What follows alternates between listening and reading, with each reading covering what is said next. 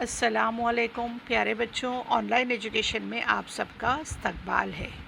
बच्चों, आज हम डे 27 और 28 ब्रिज कोर्स की वर्कशीट करने वाले हैं। बच्चों, ये वर्कशीट एक साथ दी गई है, लिहाजा हम दोनों वर्कशीट में जो भी सवालात दिए गए हैं, जो भी मालूमात दी गई है, उसे देखेंगे।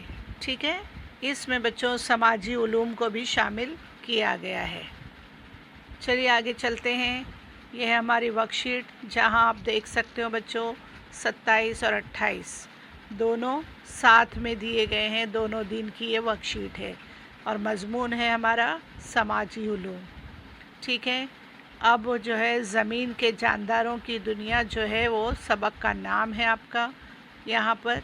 उसके बाद है आमोजिश माहसिल, ज़मीन पर जानदारों की मालूमात हासिल होती है। आप जानते हो इस ताल्लुक़ से। अब जो है हम सवाल जवाब की तरफ बढ़ते हैं। आओ कुछ बातें याद करें। यहाँ बच्चों आपको याद करना है कि आप क्या क्या जानते हो, आपको क्या मालूम है। ठीक है। पहला देख लेते हैं हम, पानी। आपको पानी कहाँ से हासिल होता है? सोचो बच्चों, आपको याद करना है यहाँ पर कि आपको पानी कहाँ से हासिल होता है। और हम अच्छी तरह जानते हैं कि हमारे हर बच्चे को ये मालूम है कि हमें पानी कहाँ से मिलता है। ठीक है। दूसरा है, ज़मीन को रोशनी कहाँ से मिलती है? बताइए कहाँ से मिलती है? रोज़ाना हमारे यहाँ सुबह होती है, सूरज निकलता है, सारी दुनिया जो है वो रोशन हो जाती है। ज़मीन के एक हिस्से में दिन होता है, एक हिस्से में रात होती है। तो बच्चों हमें रोशनी कहाँ से मिलती है? बताइए आप बताएंगे, हम नहीं। ठीक है। आगे, हम किस सैयारे पर रहते हैं? बच्चों ये सवाल हर वर्कशीट में आ रहा है। आप बता सकते हैं कि हम कौन से सैयारे पर रहते हैं? ज़मीन पर। ठीक है। चलिए आगे। बच्चों हमारी हर वर्कशीट में दीक्षा ऐप का ज़िक्र ज़रूर किया गया है। बच्चों इसमें बहुत सारे वीडियोस दिए गए हैं जो कि बहुत ही अच्छी तरतीब में हैं। आपने ज़रूर दीक्षा ऐप जो है वो डाउनलोड किया होगा। तो प्यारे बच्चों, आप ये दोनों लिंक जो है उसके ऊपर टाइप कीजिए और वीडियोस ज़रूर देखिए। ठीक है। ये आपका काम है, आपको करना है। चलिए आगे चलते हैं। बच्चों यहाँ पर एक ग्लोब की तस्वीर दी गई है जो आपको नज़र आ रही होगी। ठीक है। यहाँ लिखा है, दी गई तस्वीरें देखें और उनमें क्या नज़र आ रहा है कॉपी में उतारें। यह आपको देखना है और आपको इसमें क्या क्या नज़र आ रहा है आपकी नोटबुक में लिखना है। बच्चों क्या आप बता सकते हैं इस ग्लोब में आपको अपना हिंदुस्तान, हमारा हिंदुस्तान नज़र आ रहा है? ज़रा गौर से देखो बच्चों, कहाँ पर आपको लग रहा है कि हमारा हिंदुस्तान है? पूरे नक्शे इसमें, दुनिया के इस नक्शे में घूम कर देखिए। बताइए किस तरफ है हमारा हिंदुस्तान? देखिए देखिए, ध्यान से देखिए। ये रहा हमारा हिंदुस्तान। ठीक है। इसका मतलब आप पहचान सकते हैं। अगर सारी दुनिया का नक्शा भी हमारे सामने रख दिया जाए तो हम ढूंढ कर बता सकते हैं कि हमारा हिंदुस्तान कहाँ है। ठीक है। चलिए अब देखते हैं, मुझे क्या समझा? ज़मीन गोल है, इसकी मालूमात आपको है? बिल्कुल। आपने ग्लोब में देखा, सारी दुनिया की जो नक्शा था ग्लोब पर, आपने देखा कि हमारी ज़मीन गोल है और आप इस चीज़ को समझते हैं। ठीक है। हिंदुस्तान को दुनिया के नक्शे में देखने के काबिल होता है। यानी आप जो है, अगर आपके सामने दुनिया का नक्शा रख दिया जाए तो आप उसमें से हिंदुस्तान को ढूंढ सकते हैं। ढूंढ सकते हैं या नहीं? अभी हमने ग्लोब में देखे, आपने देखा कि नहीं देखा? चलिए दोबारा हम यहाँ देख लेते हैं।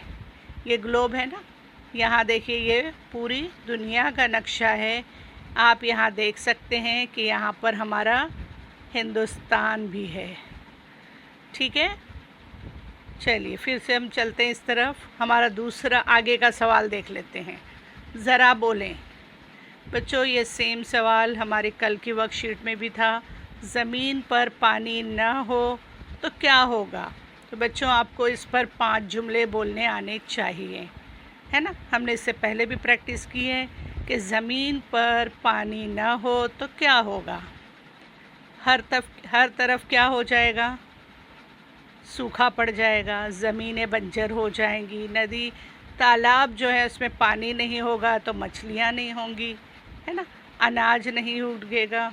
उसके साथ साथ हर इंसान को, चरिंद परिंद को, जो भी जानदार हैं, चाहे वो पेड़ हों पौधे हों, सभी को पानी की ज़रूरत है।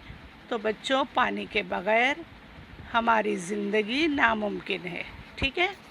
अब यहाँ दिया गया है ज़मीन में पानी। यहाँ देखिए, ज़रा जहन चलाएं, कुएं में पानी कहाँ से आता है?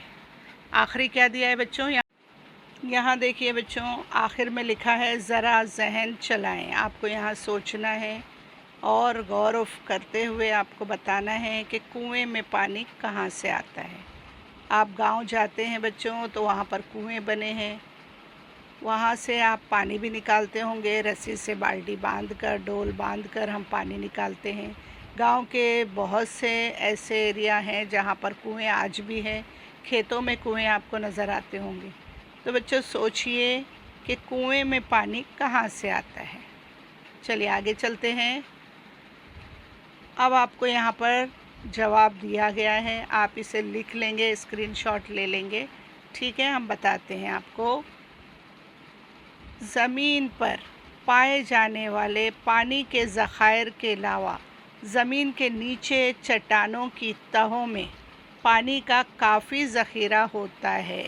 जो भी बच्चों बरसात का पानी आता है, जो भी पानी बहता है ज़मीन के ऊपर, वो सब जो है वो ज़मीन की तहों में चला जाता है, जिसकी वजह से वहाँ पर पानी का बड़ा सा ज़ख़ीरा हो जाता है। इसे ज़ेर ज़मीन पानी कहते हैं। क्या कहते हैं इसे? ज़ेर ज़मीन पानी कहते हैं। ये ज़ेर ज़मीन पानी कुएं, बोरवेल वगैरह के ज़रिए, पंप के ज़रिए इस्तेमाल किया जाता है। कई झीलों और कुओं को ज़ेर ज़मीन झरनों की वजह से पानी हासिल होता है। तो बच्चों आपको समझ में आ गया होगा कि पानी जो है कुएं में कैसे आता है। ठीक है, चलिए आगे चलते हैं हम। बच्चों ये क्या है? ये है दुनिया का नक्शा। अभी हमने आपको बताए थे, क्या आप दुनिया का नक्शा देखोगे तो हिंदुस्तान को बता सकते हो कि वो कहाँ पर है? इस नक्शे में हिंदुस्तान कहाँ है? चलिए गौर से देखिए फ़ौरन और बताइए कि हिंदुस्तान का नक्शा आपको इसमें कहाँ नज़र आ रहा है। इससे पहली वर्कशीट में भी ये सवाल बच्चों आया था और हमने आपको बताए थे। चलिए हम बता देते हैं आपको। ये रहा हमारा हिंदुस्तान। ठीक है, इस तरह आपको बताने आना चाहिए कि हमारा हिंदुस्तान नक्शे में आपको कहाँ पर नज़र आ रहा है।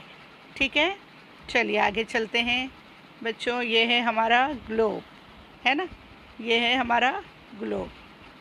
आप यहाँ पर देखेंगे बच्चों कि ग्लोब जो है इसमें दरमियान में एक जो लाइन बनाई गई है, फ़र्ज़ी ख़त बनाया गया है जिसे ख़त इस्तवा कहते हैं।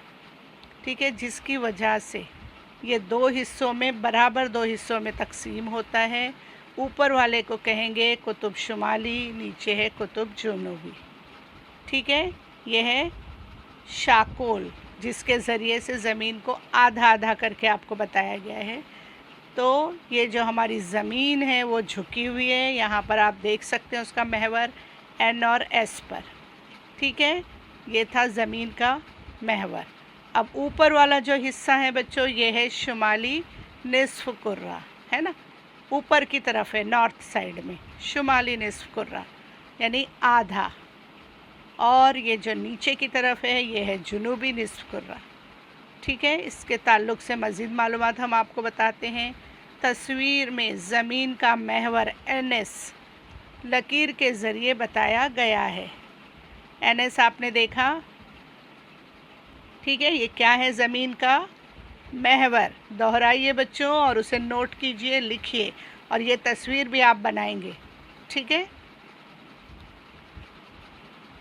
ये लकीर ज़मीन के मरकज़ से गुज़रती है।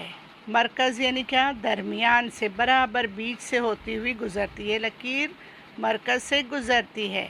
N और S इन नुकात को ज़मीन के कुतुबैन कहते हैं। क्या कहते हैं बच्चों? कुतुबैन। कुतुब शुमाली और कुतुब जुनूबी, अभी हमने आपको बताया।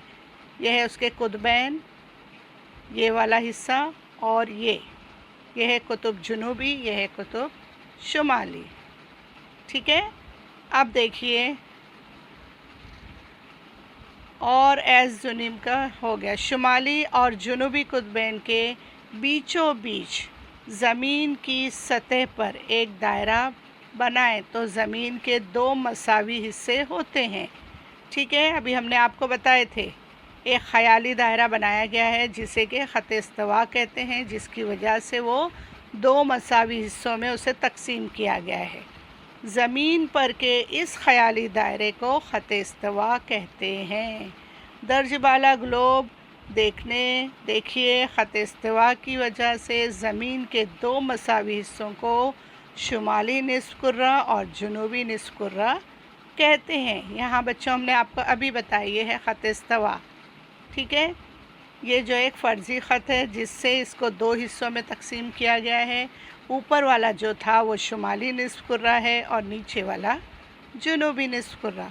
उम्मीद है बच्चों आपको ये बात समझ में आ गई होगी। ठीक है, आगे चलते हैं। अब यहाँ पर बच्चों मज़ीद सवाल दिए गए हैं। मुझे मज़ीद मश्क करना पसंद आएगा, यानी बच्चों को और मश्क करना है, समझना है। ठीक है आपको। अब यहाँ सवाल है, आबशार किसे कहते हैं? नदी कैसे तैयार होती है?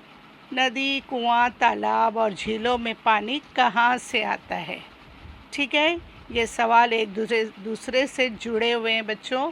ठीक है, फिर भी हम आपको इसके ताल्लुक़ से बताएंगे। चलिए देख लेते हैं। चश्मे, नाले मिलकर माविन नदियाँ और नदियाँ बनती हैं। ठीक है, नदियाँ कैसे बनी? चश्मे और नाले सब मिलकर नदियाँ बनी। किसी जगह नदी का पानी कुदरती तौर पर बुलंदी से नीचे गिरता है, वहाँ आबशार बनता है। ठीक है, आबशार किसे कहते हैं? ऊंचाई से गिरता हुआ पानी, बराबर। किसी नदी का पानी कुदरती तौर पर बुलंदी से यानी ऊंचाई से नीचे गिरता है तो उसे क्या कहते हैं? आबशार कहते हैं, आबशार। ठीक है, नदियाँ आखिर में समंदर से जा मिलती हैं। अब हम देखेंगे झील। उसमें था बच्चों, झील किसे कहते हैं? झील जो है ज़मीन के नशीबी इलाके में कुदरती तौर पर पानी जमा होकर बनने वाले बड़े ज़ख़ीरे को झील कहते हैं। आया समझ में? झील किसे कहते हैं? ज़मीन के नशीबी इलाके में कुदरती तौर पर पानी जमा होकर बनने वाले बड़े ज़ख़ीरे को झील कहते हैं। और छोटी झीलों से तालाब बनते हैं। तो आपको बच्चों समझ में आ गया होगा कि नदियाँ कैसे बनी, आबशार और झील कैसे बनी, और कुएं में पानी कहाँ से आया। ये सब बातें बच्चों आपको हमने यहाँ पर बता दी हैं। उम्मीद करते हैं आपको समझ में आया होगा। आगे देखते हैं। नदी, कुआं, तालाब और झीलों में पानी कहाँ से आता है? एक बार फिर, ज़मीन पर पाए जाने वाले पानी के ज़खायर के अलावा ज़मीन के नीचे चट्टानों की तहों में पानी का काफ़ी ज़ख़ीरा होता है। इसे ज़ेरे ज़मीन पानी कहते हैं। ये ज़ेरे ज़मीन पानी कुएं, बोरवेल वग़ैरह के ज़रिए पंप करके इस्तेमाल किया जाता है। कई झीलों और कुओं के ज़ेरे ज़मीन झरनों की वजह से पानी हासिल होता है। ठीक है, इस तरह बच्चों आपको अच्छी तरह समझ में आ गया होगा। इसी तरह बच्चों आज हमारा 27वां और 28वां दिन था और उसकी वर्कशीट हमने आज कंप्लीट कर ली है। तो प्यारे बच्चों, आपको अगर आपने सब्सक्राइब नहीं किया है तो आप इस बटन को प्रेस कीजिए, बेल आइकन को प्रेस कीजिए, ताकि हमारे जो भी नए वीडियो आएँ आपको फ़ौरन मिल जाए। ठीक है, इसी के साथ बच्चों हम आपसे फिर मिलेंगे। तब तक के लिए अल्लाह हाफ़िज़।